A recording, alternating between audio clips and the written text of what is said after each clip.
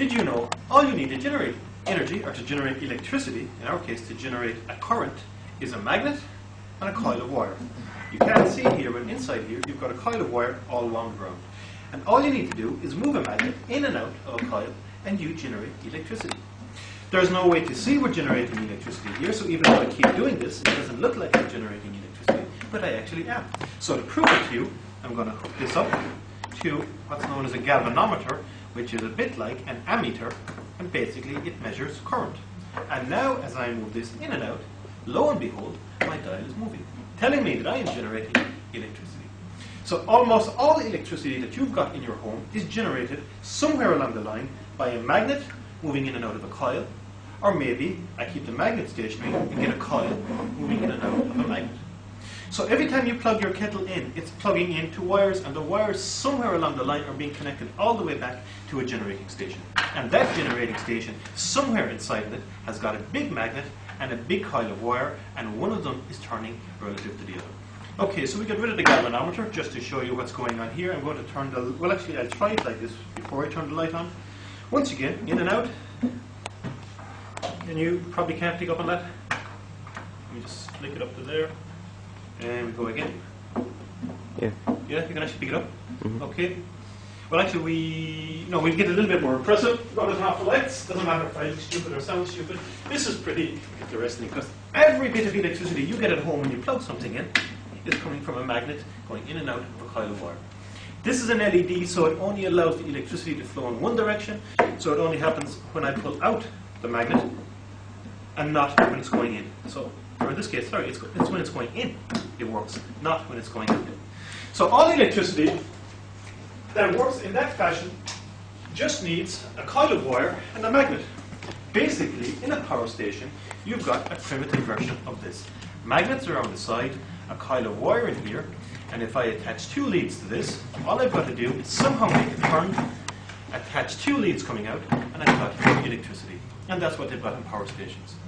Now, the only difference between a gas-powered power station and a turf and nuclear-powered is they have different ways of making this guy turn. Usually it involves producing steam, so you want to heat something up to produce steam to make this guy turn, and now you've got a coil turning inside the magnet, and you've got electricity coming out. So I always think that's impressive. People think that different power stations are completely different. All they do is they make this guy turn in different ways. And like I said, they all tend to use steam to do it. It's just how they heat the steam is different. Let's look at another variation on that. These are becoming more and more popular, particularly in third world countries where they don't have batteries. All you need, once again, inside here is a coil, which you may or may not be able to pick up on, and inside of that, there's a magnet. And as I move one relative to the other, this again is fairly impressive. I'm going to shut off the lights. So very handy if you don't have electricity. All you need is a magnet and a coil of wire. And when you stop it, it doesn't work. Now, usually these guys have got something inside them called capacitors, which store the charge when you don't need it. So as you're walking along, you could be shaking this. I could have this turned off, so it's storing up all the charge, and it only gets released when you want it. Now, just like powering a light bulb, you can do something similar to power a radio. In fact, there's a new device being built for hikers such that they can charge. In fact, I won't turn on the lights. Can we now get you, Mark, just to focus? Oh, no, we will. No, we won't turn on the lights. We've got something similar here, which is my dynamo.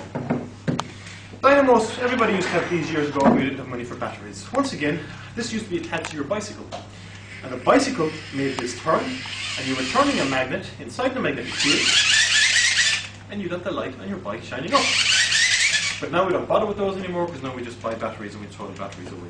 Electricity is produced by batteries in a separate fashion. That's chemical. But in this respect, all you need is a magnet and a coil of wire. So we're going to finish up. If you can get the big screen up there, Mark, let me know when you got it. Just by looking at a computer simulation of what's happening here. And on the website, I give you an address for where you can locate this. But once again, what you've got is a magnet and a coil of wire. Here, thereabouts. My coil of wire is this here. You can see the electrons in it. It's hooked up to a light bulb. And now, rather than moving the magnet in and out of the coil of wire, we're just going to make the magnet rotate about. And to make the magnet rotate about, we turn on our tap. And as we turn on our tap, we've got a play down here at the bottom. As we turn on our tap, it makes the wheel move around, which makes the magnet move around, so it's a bit like the magnet is moving in and out of the coil of wire. If I make the magnet move faster by turning on more water, it's going around more quickly, and as a result, my light bulb flashes more quickly. Once again, all you need is a magnet and a coil of wire to generate electricity. The fancy word for it is electromagnetic induction, and it was discovered by Michael Faraday back in 1820.